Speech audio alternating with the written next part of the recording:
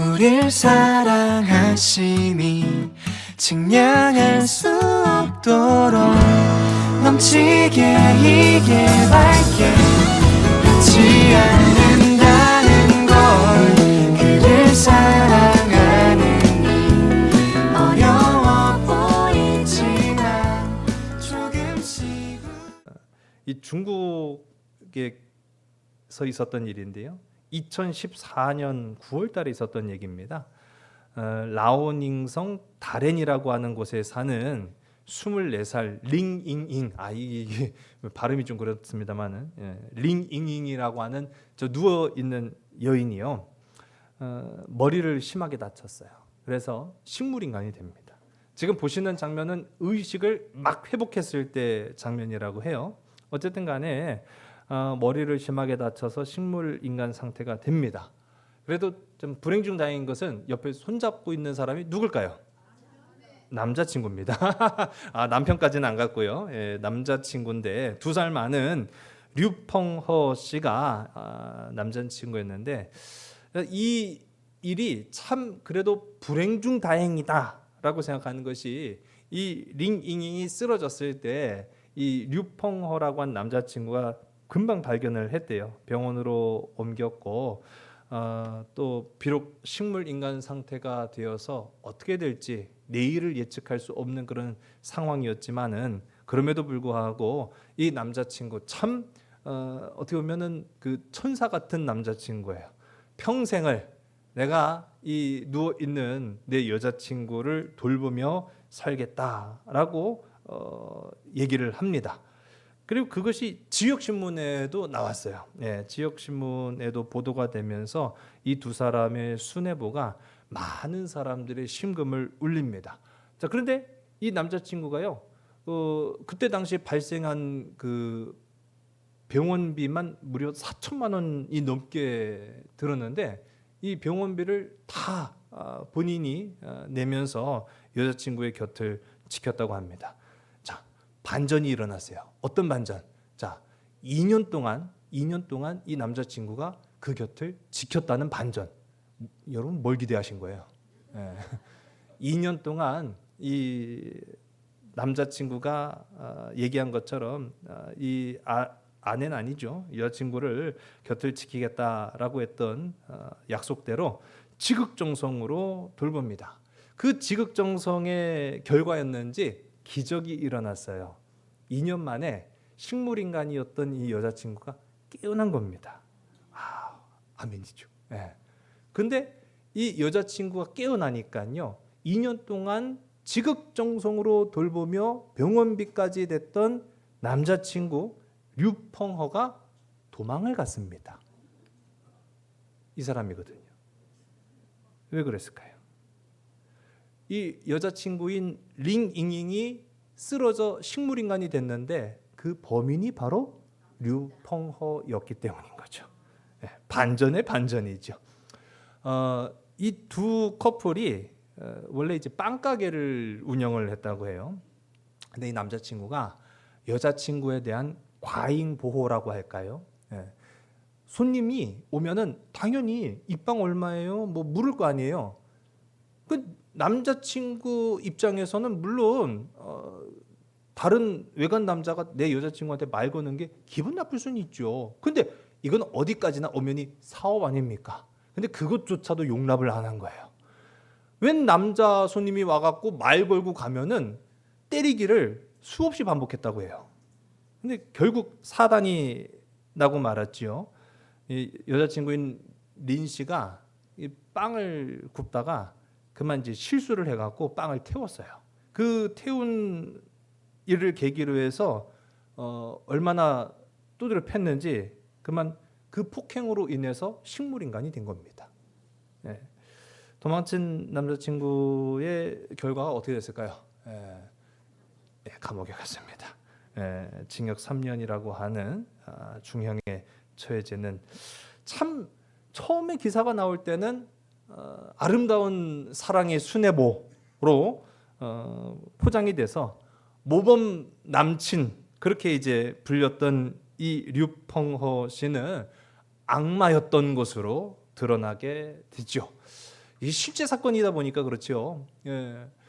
영화를 보면은 반전 영화 같은 게 참 많습니다. 악당인 줄 알았는데 선한 사람이었고, 선한 사람인 줄 알았는데 악당인 그런 영화들을 보게 되면은 영화를 끝까지 본 사람들이 경악을 멈추지 못하죠. 그런데 어떤 영화들을 보게 되면은 그 악당이 처음부터 악당이 아니었던 것을 이제 맨 마지막 부분에서 보여줍니다. 원인을 알려주는 거죠. 그 사람이 악당이 된 계기, 그 원인이 무엇이었을까라고 하는 걸 이제 보여주는 장면들이 있는데, 사실 우리가 지금까지 살펴봤던 사사기, 특히 지난 삼손의 이야기는 몇 주간에 걸쳐서 우리가 함께 살펴봤거든요. 삼손의 이야기는 사실 반전이 있었던 이야기입니다. 처음부터 구별된 하나님의 백성, 그리고 하나님의 일꾼일 것으로 여겼던 나실인 삼손이 하나님의 뜻을 저버리고 자기 마음, 자기 뜻, 자기 판단대로 엉망진창으로 죄악을 일삼으며 살다가 그렇게 죽을 줄로만 알았는데, 마지막 순간에 반전의 역사가 나타나서 그 삼손의 기도, 간절함의 기도를 통해서 블레셋을 멸하고 하나님께 영광을 돌리는 그런 장면들을 우리가 함께 봤죠. 그런데 중요한 것은요, 화면 속에 보시는 저 삼손의 이야기는 사실 마지막 사사입니다. 사사의 시대는 삼손으로 사실상 종교를 맺어요. 근데 오늘 우리가 함께 읽은 이 17장 말씀은 끝나지 않았다라는 걸 봅니다. 그럼 17장부터 아직까지 이제 5장이 더 남았거든요. 사사기가 21장까지 이어지는데, 이 사사 삼손으로 사사 이야기는 다 끝났지만 17장부터 21장까지 이어지는 내용은 뭐냐? 사사기가 시작되기 전으로 돌아가는 거예요. 마치 반전의 이야기가 왜 이루어졌는가를 설명하는 것처럼, 왜 이스라엘 백성들이 이렇게 죄악 가운데 타락하고 오염될 수밖에 없었는지, 그리고 민족의 지도자로 부름받고 세워졌던 그 사사들조차도 이렇게 엉망진창이 될 수밖에 없었는지에 대한 이유를 설명하는 말씀이 이제 우리가 함께 살펴볼 17장부터 마지막 장까지의 내용입니다. 그러니까 삼손의 때로부터 자그마치 몇 년 전으로 돌아가냐면요, 400년 전으로 돌아가는 겁니다. 그 400년 전 이야기를 이제 하고 있는 거죠. 사사기는 제가 지난 시간에도 처음부터 또 말씀드렸지만은 이 이야기의 핵심이 바로 자기 정체성입니다. 사사기 이야기는요, 자기 정체성의 문제를 다루고 있어요. 이스라엘의 정체성이 뭡니까? 하나님 백성이라는 거예요. 하나님 백성이 이스라엘의 정체성인데 그거 잃어버린 거예요. 자기 정체성을 잃어버린 사람은요, 아무리 노력을 한들, 아무리 목표와 목적을 향해 다름박질한다 할지라도 열매를 거두지 못합니다. 자기 소견에 옳은 대로 행하였다라고 오늘 우리가 함께 읽은 말씀에도 언급이 되고 있습니다. 하나님이 뜻하신 대로 행하고 살아야 할 이스라엘이 내 마음대로, 내 뜻대로, 내 판단대로 살기 시작하면서부터 아주 심각한 문제가 시작되었다. 영적인 문제, 육적인 문제, 가정의 문제, 사회적인 문제가 언제부터 시작됐느냐? 그 기원이 이제 삼손의 이야기가 다 끝나고 삼손의 이야기로부터 400년 전 사사기가 시작될 그 초창기 때부터 이미 그 조짐이, 그 씨가 뿌려졌고 그 싹이 보이기 시작했다라는 것을 이야기해 주는 게 오늘 본문의 말씀이에요. 그러면서 오늘 말씀은 에브라임 산지에 사는 미가라고 하는 사람으로부터 이야기가 시작이 됩니다. 오늘 우리 함께 읽은 말씀 1절과 2절의 말씀을 우리 함께 읽습니다. 에브라임 산지에 미가라 이름하는 사람이 있더니 그의 어머니에게 이르되 어머니께서 은 1,100을 잃어버리셨으므로 저주하시고 내 귀에도 말씀하셨더니 보소서 그 은이 내게 있나이다. 내가 그것을 가졌나이다 하니 그의 어머니가 이르되 내 아들이 여호와께 복받기를 원하노라 하니라. 아멘. 에브라임 출신의 미가다 그렇게 이야기하는데, 성경 속에 보면 미가서가 있어요. 그 미가하고는 전혀 상관이 없는 사람입니다. 그냥 에브라임에 사는 미가라고 하는 사람이 있었는데, 그 사람이 어떤 사람이었느냐라고 하는 데 대해서 한 가지 에피소드를 시작을 합니다. 근데 이전에도 보면 우리가 사사 중에 에브라임 출신이라고 하면 12장에 아주 짧게 언급됐던 압돈이라고 하는 사람이 있어요. 근데 이 압돈이 어떤 사람이냐? 압도적으로 이 사사라고 하는 지위, 위치를 이용해 가지고 돈을 버는데 혈안이 됐던 사람. 그 사람을 우리가 이 압돈이라고 기억을 합니다. 이 압돈에게는 40명의 아들이 있었고, 와, 놀라지도 않으셨네요. 지난 시간에도 40명의 아들이 있다고 하니까 별로 안 놀라시네요. 손자가 또 30명이에요. 그러니까 도합 70명의 아들 그리고 손자, 자손들이 있었는데 그들 모두에게 이 압돈이 자기들이 땀 흘려 일해서 번 돈으로 자기 나귀를 산 게 아니라 이 압돈 사사가 자기가 뭔 재주 가지고 돈을 벌었는지 우리는 알죠. 그런데 어쨌든 간에 그 압돈이라고 하는 사사가 아들 40명, 손자 30명한테 낙이 70마리 각각 한 마리씩을 주었다라고 하는 이야기. 사사로서의 사명보다는 어떻게 보면은 참 다른데 목적을 둔 그런 인생이지 않았는가라는 그런 이야기를 우리가 함께 나눠본 적이 있습니다. 오늘 말씀은 선지자 미가와도 관계가 없고 또 압돈과도 사실상 별 관계가 없지만은요, 이 미가라고 하는 사람이 어떤 인물이었느냐라고 하는 것을 이야기하는데 그 어머니가 돈을 잃어버린 것으로 시작이 됩니다. 돈을 잃어버렸다는 거예요. 돈 잃어버리면 여러분 어떤 마음이 듭니까? 돈 안 잃어보셔갖고 잘 모르시나 보네. 예. 돈 잃어버리면요, 기분이 안 좋아요. 좋을 리가 없죠. 돈이 없어졌는데 기분이 좋을 리가 있겠습니까? 그래가지고 돈 잊어버리면 참 기분이 안 좋아요. 근데요, 저 기분 좋을 때가 있어요.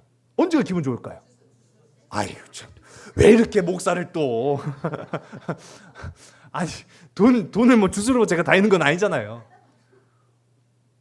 옷을요, 겨울 옷을 쟁여놓고 이제 여름, 봄, 여름, 가을 지나서 이제 겨울로 다시 꺼내 입잖아요. 주머니에 돈이 있어. 야, 이건 누구 돈이요? 그렇죠. 당연히 남의 돈일 리는 없겠죠.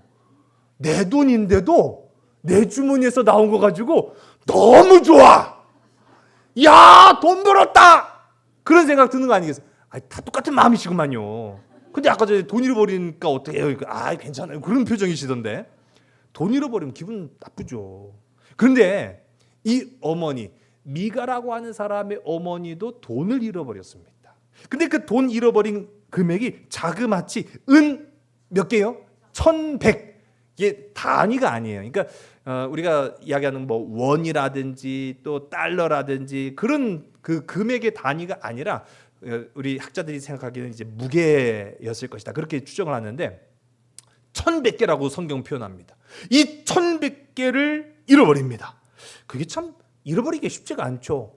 조금이라고 한다면 이거 어디 내가 잘못 둔 거 아니요? 옷 까먹은 거 아니야? 그렇게 생각할 수 있는데 1,100개라고 하면 지금 우리 지난 시간에 삼손을 블레셋 사람들에게 넘겨주는 그 과정에서 이 들릴라라고 하는 여인이 블레셋의 방백에게 매수된 금액이 사실은 1,100이에요. 은 1,100.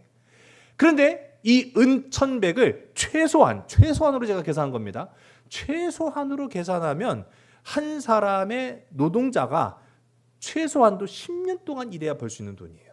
10년 동안 일해야 벌 수 있는 돈인데, 근데 들릴라의 경우는 이것도 더군다나 한 방백 한 사람, 방백이라고 하는 왕이죠.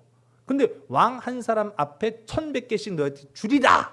그러면 블레셋의 성읍이 5개, 별이 5개 돌진돼서 광고하는 거 아닙니다. 근데 이 5개의 성읍에 5사람이 각각 1,100개씩 주면 모두 몇 개예요? 계산 또 안 되시네. 5,500개. 그러면 최소한도 1,100개가 10년치의 돈이라고 한다면 이거는 평생 놀고 먹어도 될 만큼의 어마어마한 액수였다라는 것을 우리가 보죠. 그런데 그 돈이 도대체 이 에브라임에 살던 미가라고 하는 사람의 어머니가 뭘 했길래 이 많은 돈이 있었는지는 우리가 알 방법은 없어요. 자, 그런데 중요한 거는 이 큰 금액이 어느 날 감쪽같이 사라졌다는 거예요. 돈에 발이 달린 것도 아니고 어느 날 감쪽같이 사라졌다고 하니까 당연히 찾겠습니까? 안 찾겠습니까? 찾겠죠. 근데 찾아도 나오지 않아요. 그 찾아도 나오지 않으니까 이 미가의 어머니가 그 도둑질에 간 도둑놈을 놈인지 년인지는 모르지만 어쨌든 간에 그 도둑놈을 향해서 저주를 퍼붓다는 거예요. 그 저주를 퍼붓다. 뭐 그 내용이야 우리가 성경 속에 다 나오진 않았지만은 도둑한테 좋게 말할 리는 없겠죠. 고운 말이 나올 리는 없을 거라는 걸 우리가 봅니다. 옛날 욕이 무서워요. 제가 예전 시간에도 우리 옛날 어르신들이 욕하는 것들을 좀 말씀드렸는데 어우 심각합니다. 자, 우리 보시면은요. 옌뱅할 놈, 오라질 놈, 육실할 놈, 오살할 놈, 젠장할 놈, 지랄하네. 와, 이거 많이 들어보신 분들 계시죠? 아유. 옌병이라는 거는 전에도 말씀드렸지만 이 장티푸스라는 전염병입니다. 과거에는 이 병을 대응할 방법이 없었어요. 치료제가 없었단 말이죠. 그러니까 옌병에 걸리면 죽는 거예요. 그러니까 죽을 병 걸려라는 거예요. 저런 옌병할 놈 하면은 너 병 걸려 죽어라. 무서운 욕입니다. 오라질 놈. 이 오라라는 게 포승줄을 말합니다. 줄. 그 밧줄에 이게 죄인들이 압송되어서 끌려갈 때 오늘날에도 이제 압송돼서 끌려갈 때 그 오라를 받잖아요. 옛날 사극 보면 오라를 받아라 그렇게 표현도 하는데 이 오라질 놈이라는 거는요 너 끌려가라 너 죄져서 그 끌려가라 그런 표현입니다. 육실할 놈 제가 오늘 별걸 다 말씀드려요. 육실할 놈은요 죽은 시신을 꺼내서 참수하는 거예요. 그러니까 넌 죽어서도 꺼내져서 칼에 베어라 그런 아주 최악의 저주죠. 오살할 놈 별거 다 알려주네. 오살할 놈이 뭔지 아세요? 옛날에 대역 죄인들을 벌할 때 한 방법으로 소에다가 그 사지에 줄을 매답니다. 사지와 목에다가 줄을 매달고 출발을 시켜버려요. 그러니 보세요. 이 소가 빨리 느려요. 물론 소 빠르긴 합니다. 근데 이 소한테 이랴 해갖고 가라고 하면은요 얘가 천천히 가요. 근데 그 힘이라는 게 상상을 초월하는 거잖아요. 네. 그 보세요. 천천히 당겨져서 죽는 형벌이 오살이라고 하는 형벌입니다. 그러니까 오살할람 하면은 그 끔찍한 형벌을 받고 죽으란 얘기예요. 무섭죠? 이제 쓰지 마세요. 예? 쓸 일도 없지만 젠장. 이 젠장이라는 표현은 그래도 요즘 뭐 쓰지 않습니까? 근데 이 젠장할 놈이라는 거는요. 젠장이라는 게 이 조금 와전된 표현이긴 합니다만은 이 젠장이라는 게 매를 맞는 형벌을 말하는 거예요. 그 젠장할 놈은 맞아 죽으란 얘기예요. 맞아 죽으란 얘기. 그 무서운 얘기죠. 지랄하네. 지랄하고 자빠졌네. 그런 얘기 많이 들어보셨죠? 간질을 말합니다. 간질에 걸려라. 간질에 걸려. 이 간질이라는 것도 우리가 현대에는 치료가 있지만 과거에는 치료 방법이 없었잖아요. 그러니까 이 불치병이 걸려라라고 하는 그런 저주의 얘기죠. 물론 미가의 어머니가 저런 옌병할 놈, 오라질 놈, 육실할 놈 그랬는지는 모르겠지만 성경에 그렇게 표현하진 않았습니다만은 얼마나 무시무시한 저주를 퍼부었는지 그 말을 듣고 있던 아들 미가가 더는 참을 수가 없었던 것 같아요. 엄마 왜? 그 육실할 놈을 내가 욕하고 있는데 왜 너 왜? 그만해. 내가 가져왔어. 그런 상황인 거예요. 네, 그런 상황인 거죠. 아주 그냥 지금 막 그 미가 어머니가 옌병할 놈 지랄하네 막 하면서 막 하고 있는 그런 와중인데 엄마 그만해. 왜 임마? 내 돈 내가 가져왔다니까. 그렇게 얘기가 된 거예요. 범인이 아들이세요. 범인이. 근데 뭐 우리 가운데 아들이 또는 뭐 딸이 자식이 내 돈 썼다는데 그걸 어떻게 할 수 있겠습니까? 그렇죠? 자식이 내 돈 쓴 거를 뭐라 하기는 좀 그렇잖아요. 옆집 애가 내 돈 썼으면 그 이상한 거지만 그건 죄지만 자식이 내 돈 썼다는데 그 뭐라고 하겠습니까? 그런데 중요한 건 그 과정이죠. 엄마의 돈을 허락 없이 가져간 건 명백한 죄 아닙니까? 범죄죠. 제가 찾아봤어요. 2025년 12월 31일에 친족 상도례라고 하는 법이 폐지가 됐어요. 이게 그동안에 71년 동안 존재했던 법이라고 하더라고요. 친족 상도례라는 게 뭐냐면은 친족 간에는 이 절도죄가 성립되지 않는다. 그런 법이었어요. 그러니까 아들이 부모 돈 훔쳐가도 그걸 어떻게 벌할 방법이 없어요. 친족 상도례니까. 아들이 부모 돈 훔친 게 뭐 훔친 겁니까? 그냥 가져간 거지. 그렇게 여기고 말았다라는 거예요. 그런데 조심하시기 바랍니다. 이게 작년 12월 31일에 폐지됐다고요. 그 말이 무슨 말이냐면은 아무리 자식일지라도 부모의 돈을 훔쳤다. 그럼 부모가 용서해주면 되긴 돼요. 그런데 저놈 내가 콩밥 먹이리라. 경찰에 고소하면 잡혀갑니다. 예. 이제 폐지됐다고 하니까요. 그런데 뭐 이런 법적인 문제가 아니라 할지라도 부모의 돈을 훔친다라는 게 정상적인 사고 방식으로 가능한 일이겠습니까? 그러면 안 되죠. 근데 어쨌든 간에 이 미가가 그것도 자그마치 은천백을 일반 평범한 사람의 10년치 그 금액을 어머니에게서 훔쳤다라는 거예요. 다 쓴 건 아닌 것 같아요. 오늘 그대로 돌려준 거 보니까. 어쨌든 이 일이 발각이 됐고 그것이 고백이 됐어요. 자기 아들이 훔쳤다라는 걸 알았어요. 방금 전까지 저주를 막 퍼부으면서 연병할 놈, 오라질 놈, 육실할 놈, 오살할 놈, 젠장할 놈 그렇게 욕을 했더니 어머니가 자기 아들이 훔쳤다라는 걸 알고 저주를 했잖아요. 자기 아들인 줄도 모르고 저주한 거 아니에요. 맞아 죽으라고 한 거 아니에요. 자기 아들인 줄도 모르고 뭐 저기 막 소에 끌려가고 막 죽으라고 뭐 그렇게 뭐 불치병에 걸려 죽으라고 그렇게 얘기한 거 아니에요. 이 엄마가요 얼마나 미안했는지 갑자기 아들을 막 축복하기 시작하는 거예요. 너는 축복을 받을지어다. 얼마 전에 보셨는지 모르겠습니다만은 참교육이라고 한 화면 속에 보시는 이 드라마가 굉장히 인기를 끌었대요. 그래서 저도 봤는데 말도 안 되는 얘기죠. 무슨 말이냐면은 공교육과 교권이 무너진 이 오늘날의 모습이 참 안타깝잖아요. 근데 이 공교육과 교권을 무너뜨리는 대상이 누구냐라고 했을 때 학생이 될 수도 있고 교사가 될 수도 있고 또 학교가 될 수도 있고 학부모가 될 수도 있는데 이런 모든 사람들 그동안에는 어떤 특별한 처벌 방법이 없었어요. 근데 이 드라마 속에는 그 사람들을 교육합니다. 어떻게? 참교육합니다. 그 참교육의 내용이 뭐 따기는 기본이고요. 교사가 요즘 애들 때리면 안 되잖아요. 근데 이 드라마 보니까요. 넌 맞을 짓을 했네 하고 막 따기를 때리는데 쌍따기를 때려요 막. 근데 따기는 기본이고 주먹질, 발길질, 몽둥이 찜질. 그야말로 지금까지 상상도 할 수 없었던 일들이 드라마 속에서는 이제 펼쳐지게 되는 겁니다. 근데 제가 이 드라마를 보면서 참 씁쓸하다라는 생각을 한 게 이게 실제가 될 수는 없죠. 시대가 어떤 데인데요. 근데 우리 성도님들은 아마 잘 아실 거예요. 과거에는 학생들이 선생님들한테 참 많이 맞았어요. 이유 불문하고 맞았죠.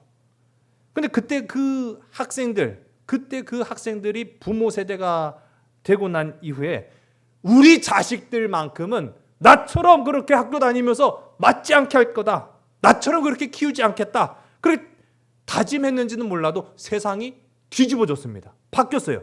근데 반대로 이제 어떻게 됩니까? 역전이 돼버렸어요. 학생들이 교사를 때려요. 옛날에는 교사가 학생을 때려갖고 문제가 됐는데 이제는 학생이 교사를 때려서 문제가 되는 세상이 되고 말았어요. 참 도무지 세상이 뒤집어져도 그 균형이 맞춰지지 않는 그런 모습을 보면 안타깝죠. 진짜 참교육이 필요하긴 한데 이런 방식으로는 안 되고요. 이 진정한 참교육이라는 게 뭡니까? 바른 길 걷게 하는 것, 잘못을 깨닫게 하는 것, 이게 진짜 참교육이잖아요. 근데 오늘 우리가 함께 읽은 본문의 말씀 보면은 미가의 어머니는 참교육을 했어요, 안 했어요? 안 했어요. 못한 게 아니에요. 안 했어요. 아니 아무리 자식일지라도 보통 조그만 금액이 아니에요. 이게 굉장히 큰 X라고요. 야 이놈의 새끼야 몽둥이 갖고 와. 넌 좀 맞아야 돼. 그런 적도 없었고 야 넌 왜 그랬냐. 책망한 적도 없었어요.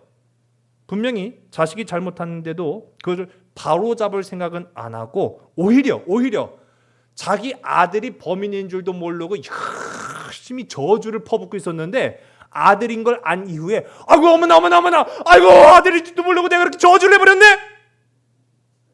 그러면 축복해야지.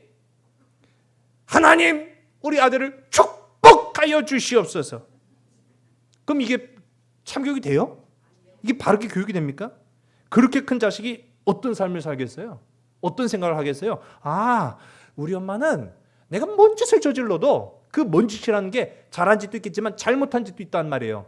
내가 잘못을 저질러도 우리 엄마는 나를 축복해 줄 사람이로구나. 기뻐했을까요? 더 효도했을까요? 바른 길 갔을까요? 당연히 그렇지 않다라는 것을 성경은 지적하고 있습니다. 참된 외교가 없으면 참된 소망이 없어요.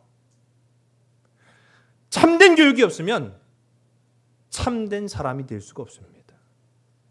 심지어 오늘 우리가 함께 읽은 이 말씀을 보면 제가 이 말씀을 연구하면서 충격을 받은 게 뭐냐면 이 미가라고 하는 사람이 10대 청소년은 아니었어요. 10대 청소년이 아니었어요.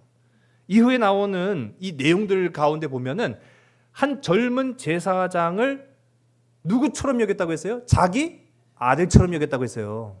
무슨 말입니까? 나이가 어느 정도 있었다라는 얘기예요. 그 나이 먹도록 엄마 돈이나 훔치며 살았다는 거예요. 나이 헛먹은 거죠. 사사기는요, 이렇게 어디서부터 문제가 되기 시작했느냐? 그 개인의 삐뚤어진 모습부터 시작됐다라고 이야기합니다. 영적인 개인의 타락으로부터 시작됐다. 미가의 잘못은 미가의 어머니에게서 나왔고 그 미가의 가정에서 한 지파로 그 잘못이 번졌고 한 지파에서 이스라엘 12지파로까지 이 영적 타락이 마치 전염병처럼 퍼져나가는 모습이 이 사사시대를 다 망쳐놨다라고 결론 내리고 있습니다. 그래서 제가 아까 말씀드린 사사시대는 끝났어요. 사실 삼손으로 끝나버린 거예요. 근데 이게 우리가 원인을 진단해야 돼요. 왜 이토록 엉망진창이 된 세상이 돼버리고 말았을까라고 하는 거를 이 사사기는요 편집하는 과정에서 맨 처음에 있어야 될 부분을 맨 뒤에다가 본 거예요. 이게 원인이었다라는 거죠. 이게 원인이었다. 어떻게 보면 별것 아닌 것처럼 여겨질 수 있는 문제인데요. 한 개인의 그 타락이 이스라엘 전체의 영적 타락으로 번졌다라는 것을 이야기합니다. 그 가운데 대표적인 예로 든 것이 바로 이 물질의 타락이에요. 물질의 타락. 돈에 관한 문제였다라는 거죠. 돈. 우리가 무엇을 잃었을 때 그 사람의 반응을 보면 그 사람이 거기에 진심이었는지 아닌지를 우리가 알 수가 있는데 미가의 어머니가 이 도둑놈 아들인지도 모르고 저주했다고 했잖아요. 그 아들을 저주하는 모습을 보면 아, 이 사람은 진짜 돈에 그야말로 진심이었구나라고 하는 생각을 갖게 되는 거죠. 이 얘기는요. 그래서 돈만 빼놓고 그걸 다른 걸로 다 집어넣으면은 이게 우리 얘기가 되는 거예요. 우리가 무엇에 진심인가? 여러분 하나님을 잃어버릴까 전전긍긍하는 모습이 우리 안에 있습니까? 그렇다고 한다면 참 감사한 거예요. 마치 사사삼손이 그가 하나님 멀리 했을 때 마침내는 하나님이 그에게서 떠나셨다. 중간에 나오죠. 물론 영원히 떠나신 건 아니에요. 그의 마음으로부터 하나님을 밀어내니까 하나님 떠나신 거죠. 근데 우리는요.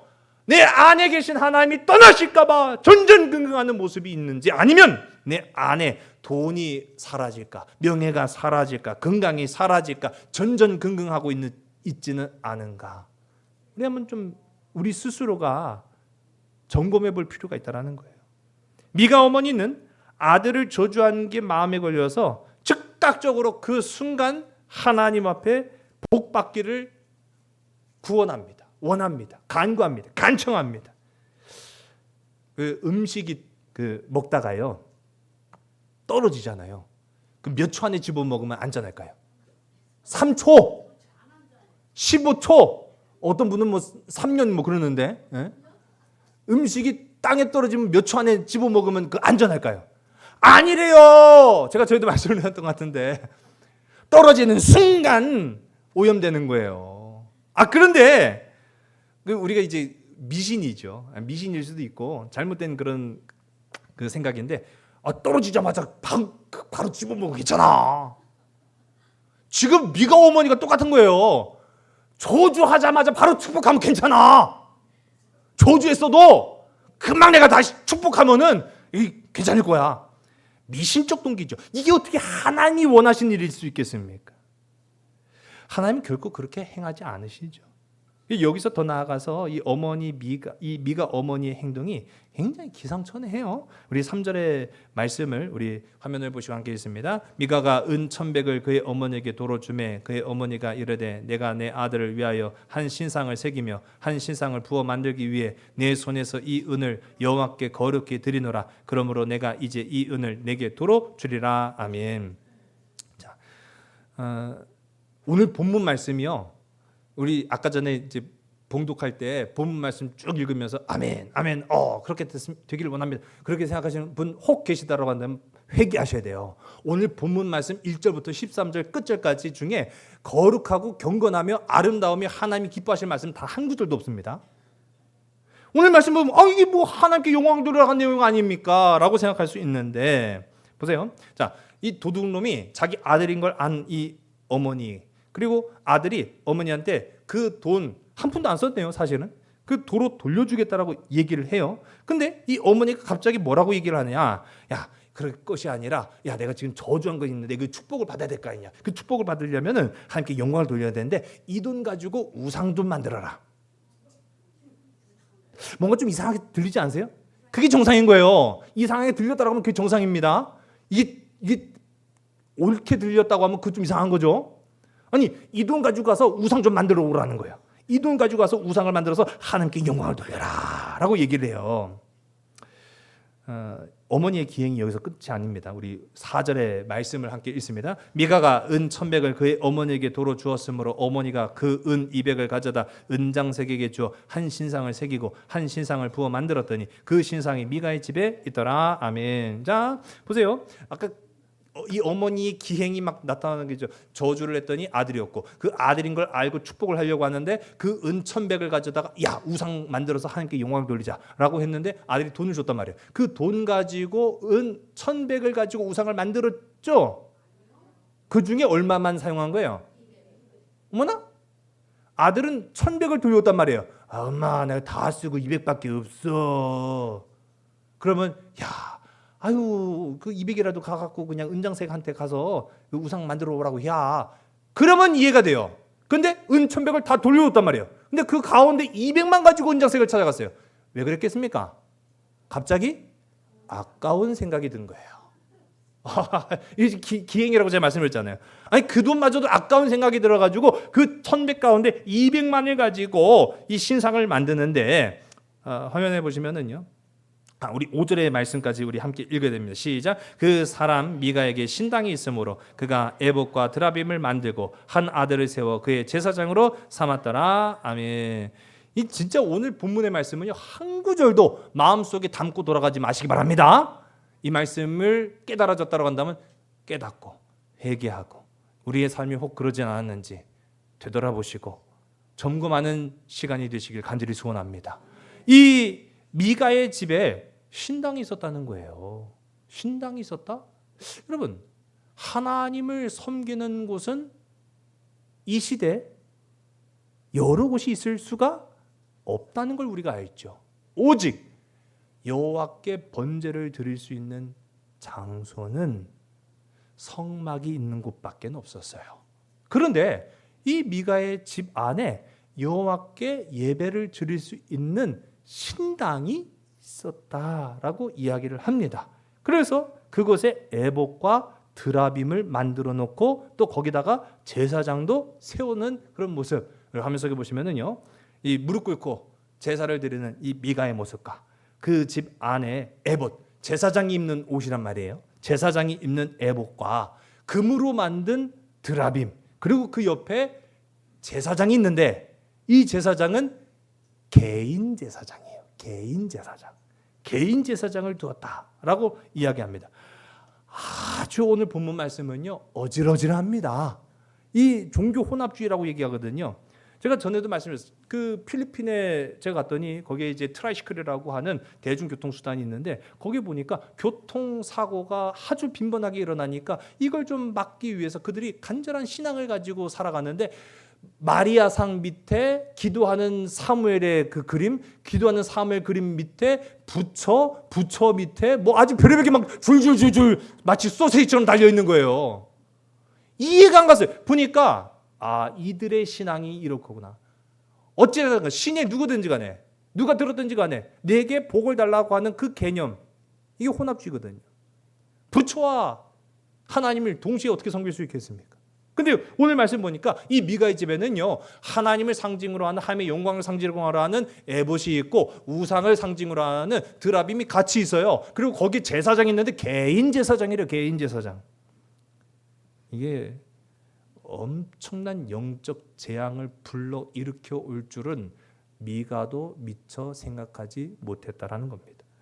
펜실베니아 대학교의 에밀리 팔크라고 하는 교수님이 현대인들을 꼬집은 얘기를 했어요. 인간이 불편함을 추구할수록 치매 예방뿐만 아니라 건강한 삶에 매우 중요한 영향을 끼친다. 무슨 말이에요? 불편한 삶을 살라는 거예요. 편리한 인생을 살지 말라는 거예요. 편리한 인생을 사니까 결과적으로 어떤 현상이 발생하느냐? 치매가 그렇게 많이 발생하더라는 거예요. 네, 이거는 확률적인 얘기를 말씀을 드리는 겁니다. 또 예를 들면은 이 현대인들에게, 우리는 뭐 시골에 사니까 그렇지만 제가 전에 말씀, 이 삼성리는 뭐 피자도 10판을 시켜도 안 와요.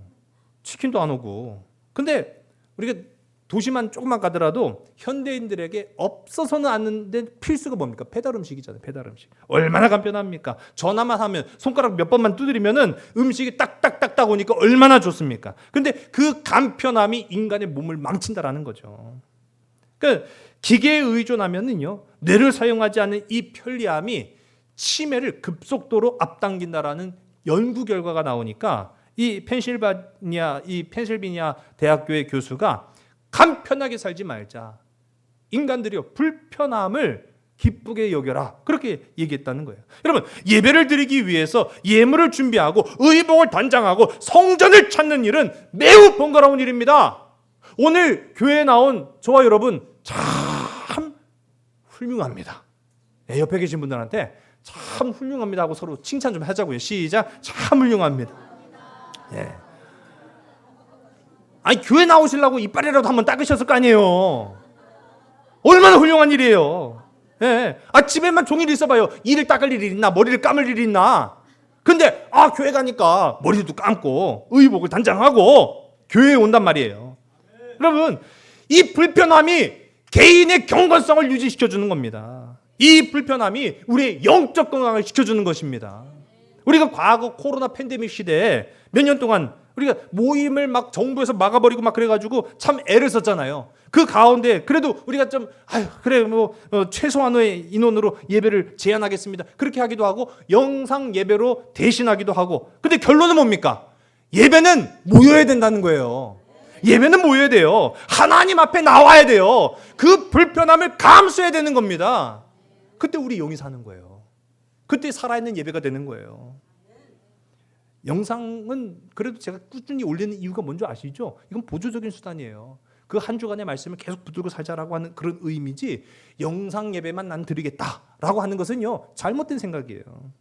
이처럼 편리한 신앙이 지금 오늘 우리가 함께 읽은 말씀 보니까 미가의 가정을 얼마나 속수무책으로 무너뜨렸는지를 보게 되는 거죠.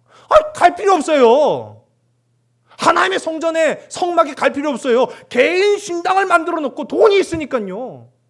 에봇과 드라빔 만들어 놓고 그 가운데 개인 제사장까지 세워놓고 난 예배 드린다. 난 영광 돌린다. 여러분, 얼마나 잘못된 모습인지를 우리가 보는 겁니다. 이 모습이 개인의 모습이 아니었다라는 걸 꼬집는 게 오늘 본문이에요. 이게 한 가정의 문제였고요. 이 한 가정의 문제가 한 지파의 문제였고, 한 지파의 문제가 12지파 이스라엘 전체의 문제였다라는 것을 보여주는 겁니다. 참 개인 제사장이라고 하면 또 오늘 우리가 함께 말씀 가운데 나타나는데, 개인 제사장이 옆에 있으니까 복을 받을까요? 참 의문스럽죠. 오늘 본문의 말씀 우리 13절에 이렇게 끝을 맺고 있습니다. 이에 미가가 이르되 레위인이 내 제사장이 되었으니 이제 여호와께서 내게 복 주실 줄을 아노라 하니라. 아멘. 우리 신앙에, 우리 과거에는 기복신앙이라는 얘기가 참 많았습니다. 재물, 무병장수, 출세, 그런 현세적인 복을 얻는 것을 목적으로 삼는 신앙의 형태를 기복신앙이라고 불러요. 근데 어떻게 보면은 우리가 근본적인 불안을 해소하기 위해서 절대자 앞에 나아가 복을 비는 행위가 나쁘다라고만은 말할 수가 없죠. 그런데 문제는 뭐냐면 이 기복신앙은 복을 목적으로 하기 때문인 겁니다. 복을 목적으로 한다는 거예요. 그냥 복을 받기 위한다고 한다면 그것이 아까 제가 뭐 필리핀의 그 트라이시클 타는 그 운전기사들이 부처 뭐 마리아 막 줄줄이 다 다르고 있는 것처럼 내게 복을 주는 이가 누가 되었든지 난 좋다 이거예요. 잘못된 거죠. 잘못된 거죠. 그 기복신앙이 인간의 건강과 영혼, 그 사람의 삶을 망가뜨리는 줄 몰랐다는 거예요. 불편해도 어려워도 신앙을 지키기 위해서 인생의 여러 가지 고난을 견뎌내는 그 믿음이 오늘 살아가는 저와 여러분의 삶 가운데 임하길 간절히 소원합니다. 우리 가장 중요한 게 뭐냐면요, 오늘 주일이죠. 예배를 드립니다. 말씀을 듣습니다. 찬송을 부릅니다. 기도를 합니다. 예배의 목숨을 걸었던 이스라엘은 광야 40년 그 황량한 길을 걸어가고 절박한 상황에 날마다 마주하면서도 단 한 번도 그 12지파의 결속이 깨진 적이 없어요. 그런데 이들이 안락하고 편안하고 풍족한 가나안 땅에 들어가면서부터 이 12지파가 쪼개지기 시작합니다. 하나였던 유기체였던 이 이스라엘이 서로 아웅다웅하며 싸우기 시작합니다. 우리가 삼손 이전의 시대에서도 잠깐 살펴봤지만은 예전에는 이스라엘이 외세의 침략을 받으면 하나가 됐단 말이에요. 우리는 하나다. 그런데 이제는요, 어떤 지파가 누구한테 공격받았대 라고 해도 난 몰라. 난 몰라. 그렇게 얘기한 거예요. 심지어는 동족 상잔의 비극까지 벌어지는 모습들을 보게 되죠. 왜 그랬을까? 그런데 오늘 그 이유를 알았어요. 그들 각 개인의 신앙이 무너지기 시작했다는 겁니다. 정체성이 무너진 거예요. 예배가 무너진 거예요. 소홀히 된 거예요. 개인 제사장을 두면 복을 받을 줄 알고 있었다는 거예요. 착각입니다. 잘못된 생각입니다. 자, 보세요. 개인 제사장한테 이 미가가 월급 줬어요. 월급 줬어요. 그러면 이 개인 제사장이 미가한테 싫은 소리, 나쁜 소리, 험한 소리 했을까요? 할 수가 없죠. 너 그 다음 달 월급 없어. 그러면 그만인 거 아니에요. 보세요. 이게 어떻게 옳은 말씀을 전파할 수 있겠어요? 잘못된 거죠. 여러분, 오늘 이 말씀을 쭉 보니까 이들이 이렇게 4분 오열될 수밖에 없었던 이유 중에 하나를 탁 꼬집는데 이스라엘에 왕이 없었다라고 얘기합니다. 여러분, 우리 화면 속에도 보지만은요, 하나님을 중심으로 해서 12지파가 유기체가 돼서 하나로 싸울 때 그들의 왕은 누구셨습니까? 하나님이셨죠. 하나님이십니다. 자, 그런데 우리 6절의 말씀을 뭐라고 우리 함께 읽습니다. 시작. 그때 이스라엘에 왕이 없었으므로 사람마다 자기 소견에 옳은 대로 행하였더라. 아멘. 성경은 왕이 없었다고 얘기해요. 그러니까 왕이 없는 게 아니에요. 앞서도 말씀드린 것처럼 왕은 누구십니까? 하나님이신 거예요. 오직 하나님이신 거예요. 그런데 지금 이스라엘에게는 왕이 없다 생각하는 거예요. 왕 없어. 그럼 누가 왕이 되는 거예요? 내가 왕이 되는 거예요. 내 인생이 왕이 되는 거예요. 내가 결정하고 내가 옳다 여기고 내가 하고 싶은 대로 살아가는 그런 모습, 그것이 결국은 이스라엘을 쪼개버렸고 믿음의 가정을 무너뜨렸고 결국은 그 개인마저도 신앙의 영적 타락으로 하나님과 멀어질 수밖에 없었다라고 이야기를 합니다. 원인이 바로 그였던 거예요.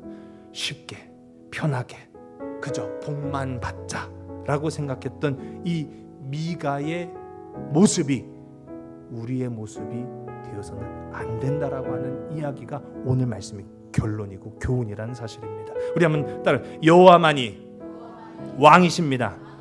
예수님만이 왕이십니다. 성령님만이 왕이십니다. 할렐루야. 삼위일체 되시는 하나님만이 왕이신 줄로 믿으시기 바랍니다. 왕이 없으면 자유롭고 왕이 있으면 불편할 것 같지만은요, 실상은 그렇지 않아요. 왕이 없으면 통제가 안 되고 왕이 없으면 분열과 재앙이 시작된다라는 걸 우리는 봅니다. 이스라엘은 하나님만을 나의 왕으로 고백했을 때 하나가 되었고 참된 행복을 누렸는데, 내가 왕이 된 순간 분열이 일어났고 영원하지 않은 것들, 물질, 권세, 명예, 그런 것들 때문에 행복인 줄 알고 쫓아가다가 진짜 행복을 다 놓치고 말았던 모습들을 봅니다. 이제 우리는 그 첫걸음을 회복해야 된다는 거예요. 그 회복의 첫걸음은 여호와만이 왕이십니다. 나의 인생에 예수님만이 왕이십니다. 나의 삶에 성령님만이 왕이십니다 라고 하는 그 자기 정체성이 회복되어지는 저와 여러분, 우리 모두가 다 되기를 주의 이름 간절히 소원합니다. 세상에